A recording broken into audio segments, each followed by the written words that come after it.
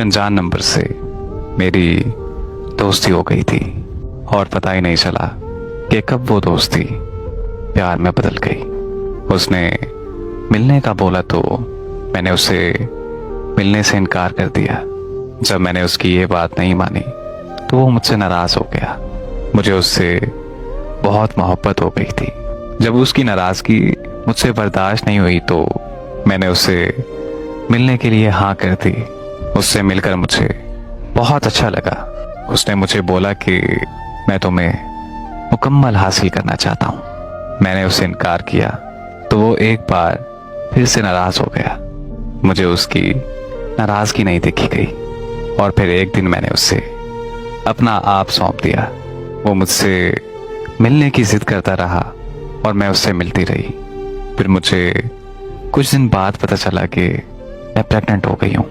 जब मैंने उसे इस बारे में बताया तो उसने मुझसे बात करना बिल्कुल बंद कर दी।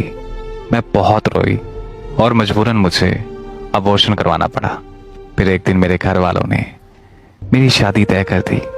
जब मैंने उसे बताया तो वो मुझे कहने लगा कि मेरे पास अभी कोई जॉब नहीं है, मैं तुमसे अभी शादी नहीं कर सकता।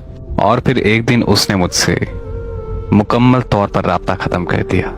मैं बहुत रोई और मैंने खुद को बहुत अज़ियत दी। और फिर एक दिन मेरी शादी हो गई। शादी होने के बाद कुछ दिन तक मैंने अपने शौहर को अपने पास नहीं आने दिया। तो कुछ दिनों बाद मेरे शौहर को मुझ पर शक हो गया।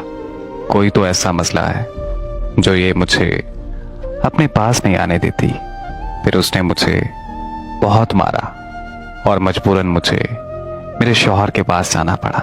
मेरे शौहर को सब कुछ पता चल गया। उसके पूछने पर मैंने उसे सब कुछ सच सच बता दिया।